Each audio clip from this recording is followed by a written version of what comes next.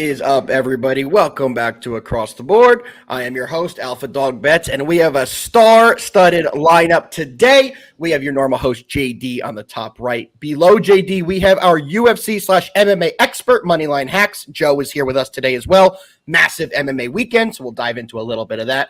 And we have our normal Friday guest, Ben. We beat the spread, who's been absolutely delivering you guys the winners. Let's first go to our guests. I'll start with Joe. How are you today, my friend? I'm doing good. How are you? Living the dream. Excited to be on here talking it up with you guys. We have an awesome sports weekend. We have some great MMA cards. We have a great baseball slate. So we have a great day ahead of us. Ben, thank you for joining us as always. How are you today? Feeling good today. A little congested. Something's going around the whole nation. But we're still here. We got to be, because there's a great board today, great weekend ahead of us.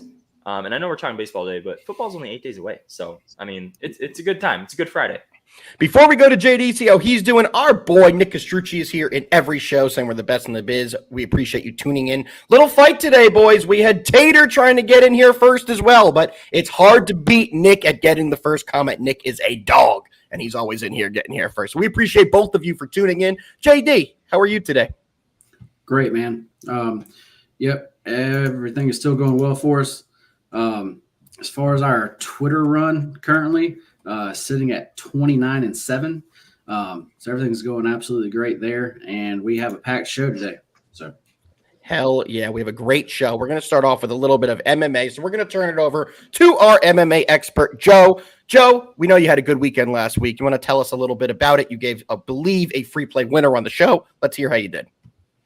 Yeah, so actually the free play was not a winner last week. It was actually I was expecting it to go by KO. Seems like Spivak is starting to work on his submissions a little more lately.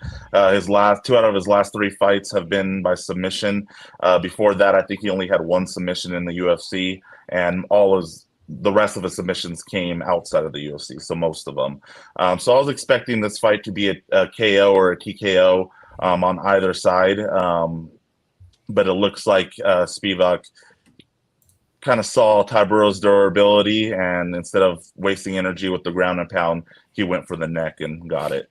Was a pretty quick finish, too, if I remember correctly. You did get the right winner, at least. At least you knew who was going to get it done, so we did see all of that. What else do you have planned for this weekend? We have a massive weekend here. I know that we have a big UFC main event tomorrow night between Israel Adesanya and Dricus du Plessis. Do you want to dive into that a bit? Yeah. So that fight's like a coin flip, in my opinion. I'm not going to really pick a side. I do have some angles.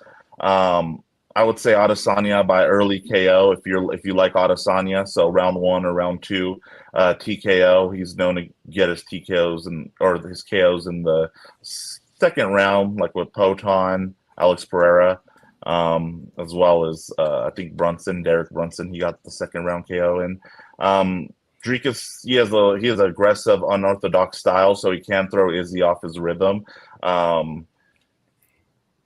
But that could also lead to an early KO. So I like that betting angle with Izzy early KO, but it's not anywhere near an official play. Yeah, I'll say that for a bit.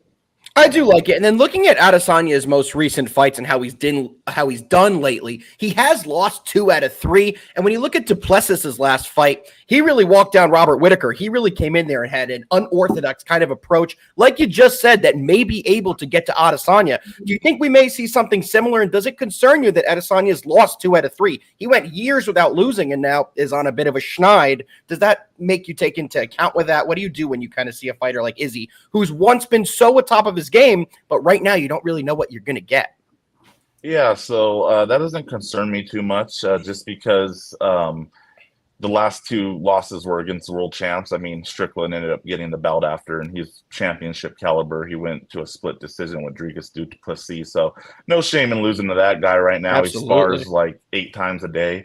But and then, he lost to Jan by decision, and we saw what happened with Poton. So most of the people he's lost to has been decision.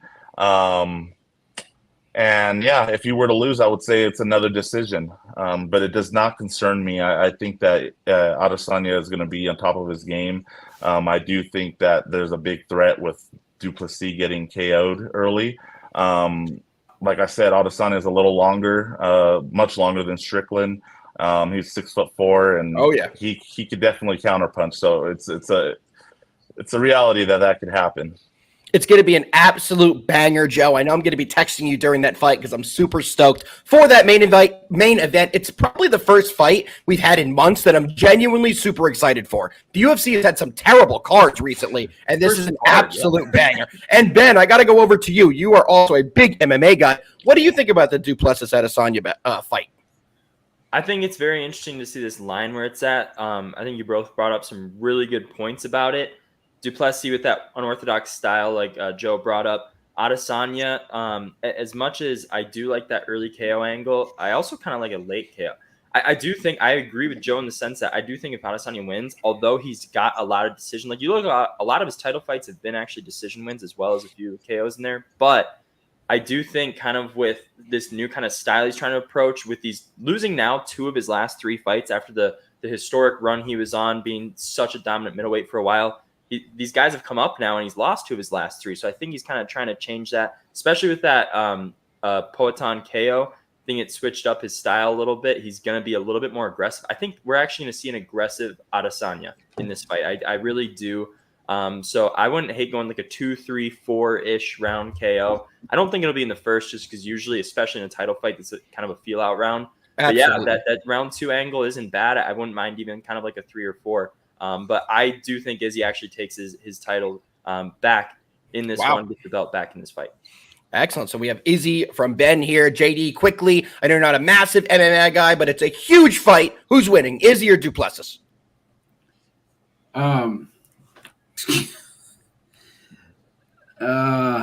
Let's go with Izzy.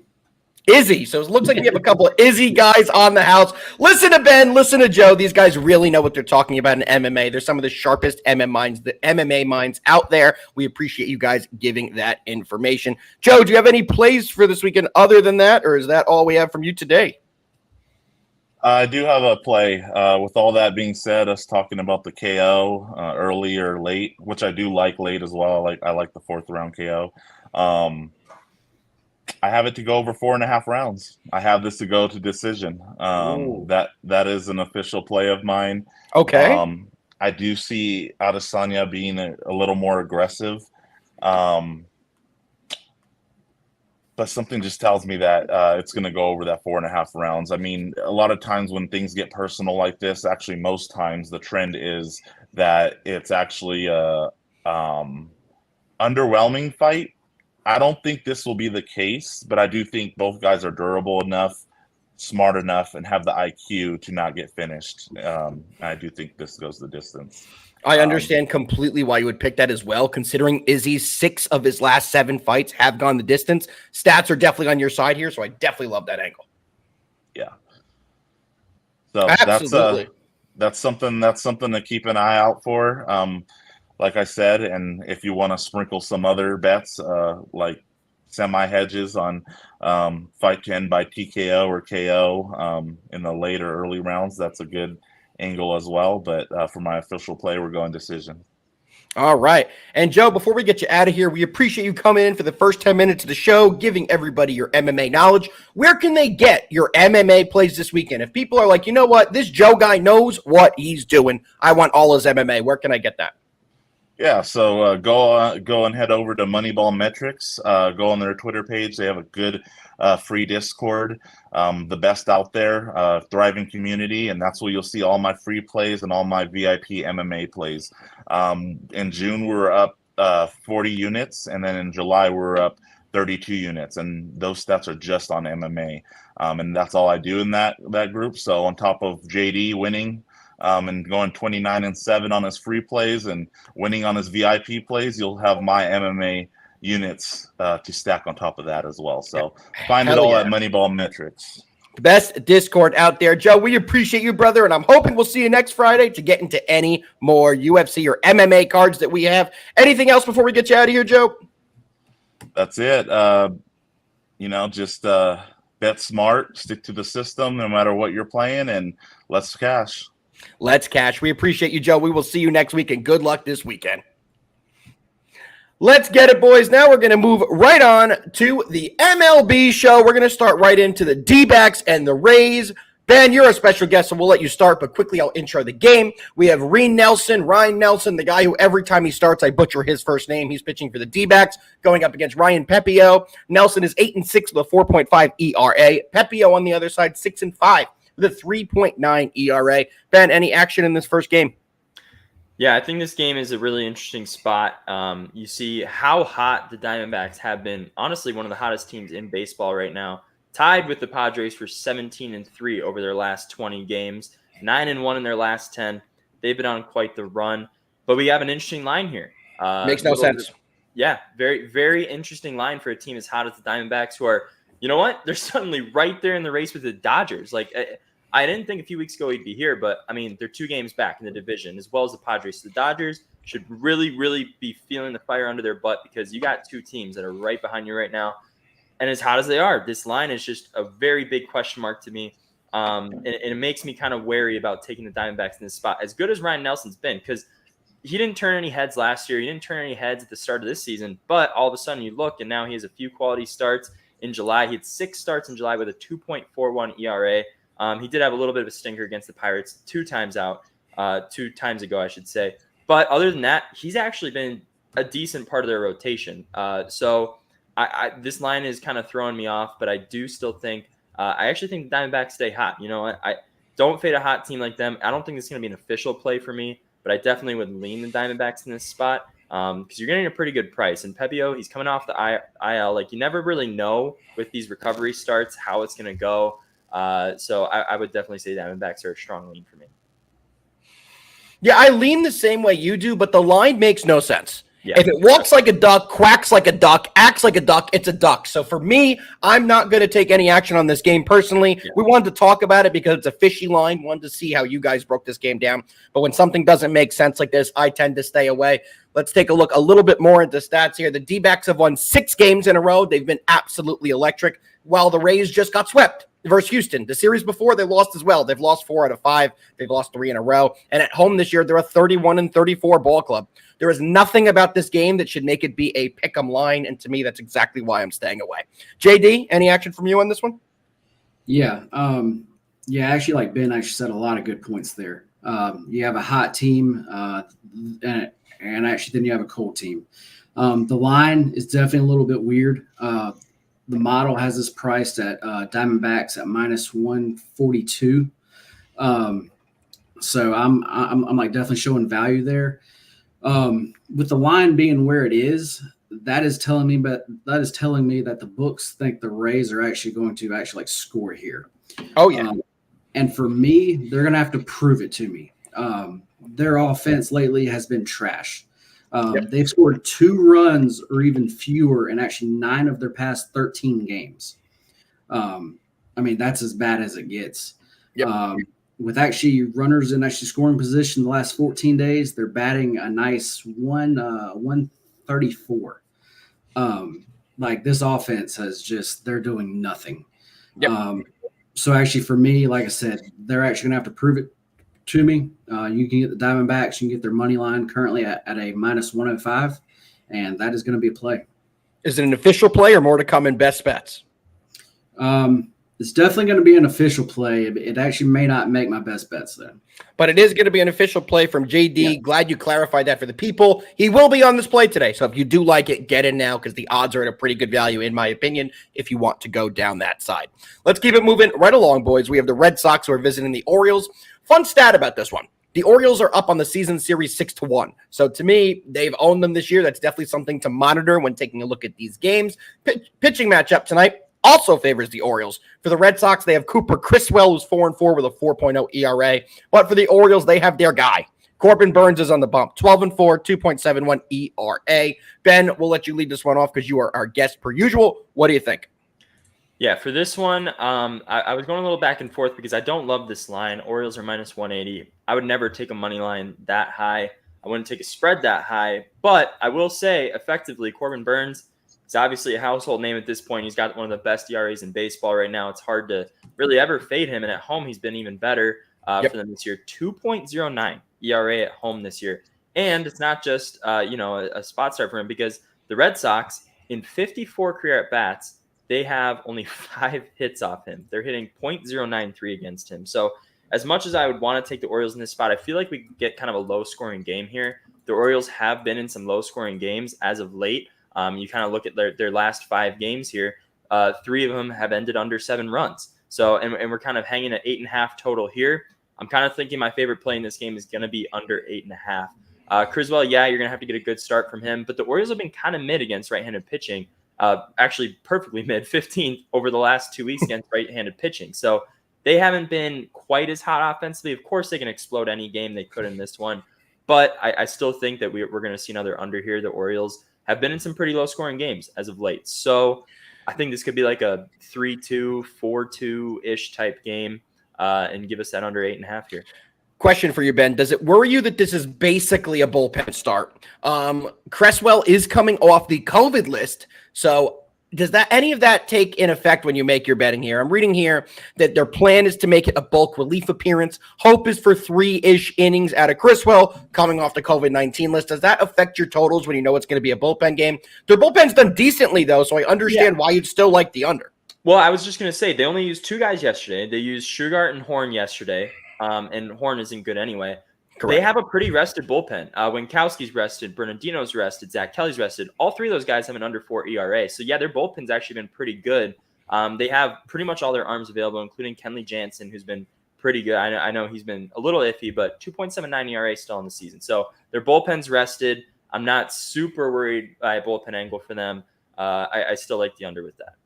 Respect it, absolutely. For me personally, before I get to JD, I am taking the Orioles by the run line here, the -1.5. When they win games, they do win games by more than 1 run, and they have the pitching matchup, and they're going up against the pitching matchup that I think they are going to dominate this game. Give me the Orioles on the run line. JD, what you got?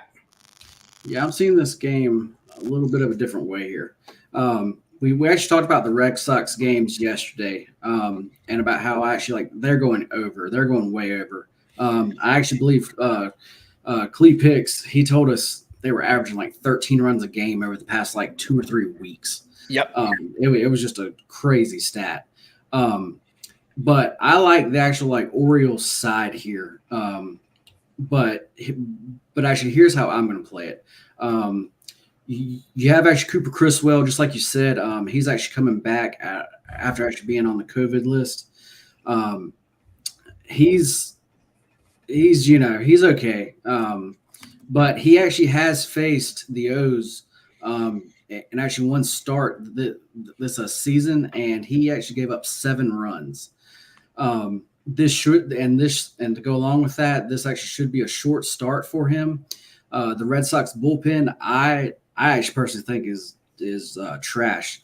If you actually just look at their last 14 days, they are in my bullpen rankings. They're actually ranked 29th. It's just they've been giving up runs. And then you have the Orioles. Last 14 days with runners in scoring position, they are batting a nice 318. So for me, as far as today, as far as the team total for the Orioles is set at 4.5. These teams have played 7 times this year. And actually the Orioles have actually scored or they've gone over the 4.5 total 6 of those 7 games. Then on top of that, my actual model has them scoring 5.2 runs. Okay. So yeah, as far as their team total over actually 4.5 is probably my favorite play of the day. Love that. I definitely lean that over as well. All right, boys, let's keep it moving right along to one of my least favorite games on the slate. I know y'all have found some angles here, so I'm excited to dive into it. We have the White Sox who are taking on the Astros. Pitching for the White Sox today is Garrett Crochet. Crochet 6-9 with a 3.65 ERA. On the other side, we have Spencer Arrighetti, 5-10, 5.14 ERA. He's been eating like spaghetti all year. He has not done a good job. We'll start with Ben. What do you think about this matchup?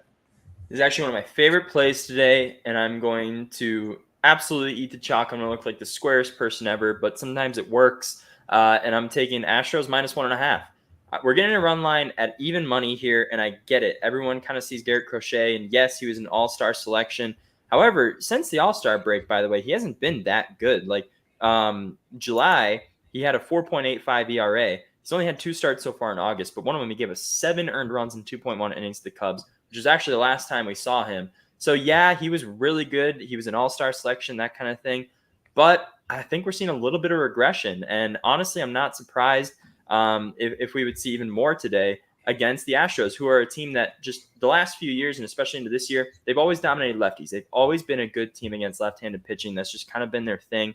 And one of those losses that Crochet had actually back when we were talking about his earlier starts was against the Astros. He pitched a quality start. He only gave up 300 runs. The White Sox still lost 4-1, and that could happen again tonight. The White Sox do not hit well. Arrighetti, yes, he's kind of been iffy, but lately he's looked a lot better than Garrett Crochet, to be honest with you. His last 5 starts, 4 have been quality starts. He's only had 1 start where he's really struggled. That was against the Athletics, funny enough. Gave up 4 earned runs in 6 innings. Other than that, he's had some pretty good starts, including a quality starts against the Dodgers, the Red Sox. The last time out, he only gave up 2 earned runs in 7 innings. So I honestly feel like he's in better form right now than Garrett Crochet. So if you're going to talk about the pitching matchup, I think we have to kind of acknowledge that Arrighetti's been a little bit better. Crochet's kind of regressing a little bit. And then on top of that, you have the fact that the Astros just crushed lefties. So give me the Astros at home to win this one by multiple runs. White Sox almost set an MLB record in losses. They're just not in a great spot right now as a team. I can't even imagine what that team house looks like. I just forgot the name for their locker room. I can't even imagine what it's like in there. It's probably just bad vibes and everything. So yeah, I'm taking Astros tonight for sure. You beat me to it. So what I was going to say is imagine being Garrett Crochet. All season you're being told you're going to be traded to a contender. You are going to be moved. We're going to get you out of here. We're going to get prospects back. And now you're stuck on arguably one of the worst baseball teams in history. I don't know if his motivation is there to go out there and pitch his best performance. Yeah. Not sure exactly what's going to happen there. This isn't an official play for me. I do lean with Ben. I would take the Astros minus 1.5, but not an official play for me. JD, you have an official one in this one? Yeah. Yep, and it's the same play. Matter of fact, Ben took actually most of my notes here. Yeah, to me, this is just actually like a simple spot. You have an actual hot Astros team now playing, just like you said, one of the worst teams actually maybe actually ever. Worst team I remember. Yeah, so pretty much the only thing I had that Ben did not say. As far as the bullpens go, the Astros, they have a huge edge there too. In past 14 days, I have them ranked as the 5th best bullpen, and then the White Sox are coming in at actually 28th. So yeah, the Astros, to me, this is just a clear spot for actually them. Yep, understand completely. Tater, I know the exact bet you're speaking about, bro. We have Tater in the comments saying worst baseball in history, ruined a bet back when they played the Yankees. I know the game you're talking about last week. It was brutal. You know I'm a Yankee fan, so I am right there with you. And boys, we're moving on to a game I don't want to talk about for obvious reasons. I was on this show yesterday telling you how much the Dodgers were going to bounce back and have an absolutely fantastic performance. I am here to apologize for that because that didn't happen, and I'll let you guys know right off the bat, I'm not doing it again today. Let's intro the game here. We still don't have a pitcher for the Dodgers listed. On the other side, though, for the Cardinals, we do have Michaelis. Michaelis is 8-9 with a 5.3 ERA. Ben, you didn't give out a losing Dodgers bet, so I'll let you go first. What you got? I'm torn in this game. As far as I've seen, we still don't have a listed pitcher. When I looked it up a little bit, it seems like they might start Robleski, who just was not good. I hope I'm pronouncing that right. He was not good in some small action, got sent back down.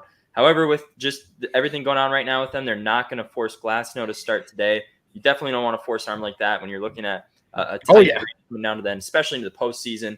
No reason to force him. So it looks like we'll get Glasnow tomorrow, and then probably, from what I'm seeing, probably Robleski tonight. I don't have any confidence in him, but on the other side, the Dodgers have absolutely crushed Miles Michaelis, which I definitely think is a little bit of a red flag if you're thinking about the Cardinals, because you look at this, and I mean, Mookie Betts 3 for 7 off him with a home run. Freddie Freeman 8 for 17 off him. Shohei Ohtani 4 for 5. That's top of the order. It's absolutely dominating Michaelis. So, I mean, there's two kind of conflicting things in my head. I'm just going to lay off this one probably. The Dodgers might win by 1 million runs. but they're only minus 135. It's a little bit fishy to me. I know they don't have a listed pitcher yet, and it probably will be Robleski, but even then, I feel like they should be a little bit more favored against a guy like Michaelis, who struggled all year, and the Dodgers have crushed him, and it's still only minus 135. So something in my head is telling me, it might be a little fishy. I would say maybe lean towards the over, but it's also sitting at 9.5. I don't know if I love that because he's kind of a high total for me, but no official play for me in this game.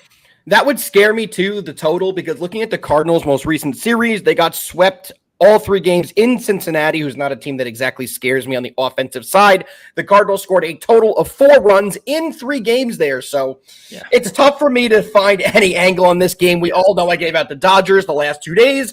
They lost the last 2 days. Not doing it a third in a row. And the Cardinals, there's no chance I can back them right now. A lot of other games on the slate. I haven't got to say my signature line today, so I'm going to get it in. Sometimes the best bet you can make on a game is no bet, and that's exactly what the Alpha Dogs are doing in this game because we can't get the Dodgers right now. JD, you've been getting everything right. What do you have in this game?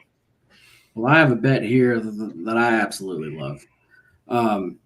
As far as Michaelis, or however you actually say his name, he has actually not been pitching well. He's actually given up 4 runs or actually more in actually 3 of his past 5 games. And as far as the Dodgers go, this actually lineup just absolutely rakes him. And as far as their lineup tonight, it actually should be a full go. So I'm expecting them to just actually tee off. Just that's a simple actually breakdown there. But you can get the Dodgers, you can get their first 5. You can get their team total over actually 2.5 runs at a minus 125. And I absolutely love that. I like that as well. I definitely think that will cash, and I will do all you guys a favor, and I will not tail you and stay off it tonight because me and the Dodgers are not mixing right now. Let's keep it moving right along, boys. We have our final breakdown of the day. We have the Padres who are taking on the Rockies here in the late game. Pitching for the Padres, Matt Waldron, who's 7-9 with a 4.0 ERA. On the other side, Cal Quantrill, 7-8 with a 4.56 ERA. Ben, we'll let you finish off going first. What do you like in this one? Oh, man, you know what? I went D-backs, little square. I went Astros, super square. I'm flipping on this one from the square side. I'm taking the Rockies plus 150 money line. I'm doing it. I think Cal Quantrill has not gotten the love he deserves, or at least should get, for being a pitcher that, yes, he has a 4.5 ERA. You got to consider he's a Rocky pitcher. Half their starts are in a place where it is very easy to hit long balls. But actually, weirdly enough, his splits have been the opposite. He's a 3.95 ERA pitcher at home in Coors Field. He's a 5.1 ERA pitcher on the road this year. So as weird as that is, that usually Rockies pitchers, they have a higher ERA at home for obvious reasons, Coors Field. But he's been a little opposite. I just don't think he's getting the love he deserves or the respect he deserves. You got to consider this was a guy that when he was on the Guardians last few seasons, he pitched with a 3.38 ERA in 2022 and a 2.89 in 2021. Yes, he struggled last season a little bit. It's probably part of why he was picked up by the Rockies and everything, released by the Guardians. But in that aspect, you can't forget this guy's actually a pretty good pitcher. I just don't think he's getting enough respect this year on the lines. And Waldron's not anything super special. He's got a 4 ERA himself. He's kind of up and down. He's a little inconsistent. He has some really good starts. He has some not so great starts. And he's pitching in Coors Field. So I actually think the Rockies do have some value tonight. Just from that aspect, I think this pitching matchup is a lot closer than the line is suggesting. And Cal Quantrill, to that right, he's actually pitched pretty well against the best bats that the Padres have in their lineup. Luis Ariz is only 6 for 29 off him, hitting 207. Xander Bogaerts just 2 for 9 off him. Jake Cronenworth just 1 for 11 off him. These are some good hitters that he actually has pretty good numbers against. So give me the Rockies plus 150. Love this angle on them. Think the price is a little underrated here. Hate to do this to you, Ben, but I'm going to play a little devil's advocate. So Cal Quantrill's last start was against this Padres team. So they faced each other 2 weeks ago, and the Padres won that game 10-2. Cal only made it through 4 innings. He gave up 5 hits, 3 earned, 2 homers, 3 walks. He did not have his best stuff, but he is a decent pitcher. To me, I am laying off this game. Just wanted to give you guys that information about it. But I do see the Rockies potentially being able to win this game. The Padres have done well as of late. We all have known how they've been doing. But this team is susceptible to losing games that that they should win. They play the Rockies a ton. Remember, they are in the same division, and the Rockies currently lead the regular season standing 6-4 over this Padres team. So you would think the Padres probably beat up on the Rockies, who are one of the worst teams in baseball. They're right up there with the White Sox. They're 44-78, but the only team in baseball they have a winning record against is this Padres team. So there's a couple contradicting ways to look at this game. I understand one side, but this is just one I don't think I could find the best spot in. JD, before we get to best bets, do you have an official play in this game? Yes, yes, I do. And I'm going to kind of take what actually both of y'all said. And actually, I'm going to play the over here. I actually do think both guys can actually hit tonight. As far as the actual Padres pitcher, Waldron, like I said, he's like really up. He's actually really up and down. But as far as his pitch mix goes, in actually Coors Field, I just don't think it's going to work as well. So as far as the Rockies, I actually think they're going to get theirs. Padres, I definitely think, and I should definitely think that they're actually going to get theirs. With actually runners and actually scoring position in the last 14 days, actually both of these teams are actually in the top 10. So actually, like when guys are out there on base, they've actually been hitting well. And then as far as the Rockies bullpen goes, we all should know just how bad they actually are. Yeah, absolutely. Especially the last 14 days, they have an actual ERA of 6.83, which I believe is actually last in the league. So yeah, I got this at over 11 at a -120 price. I like that. That. The over here does have some value. What do you have to add, Mr. Ben?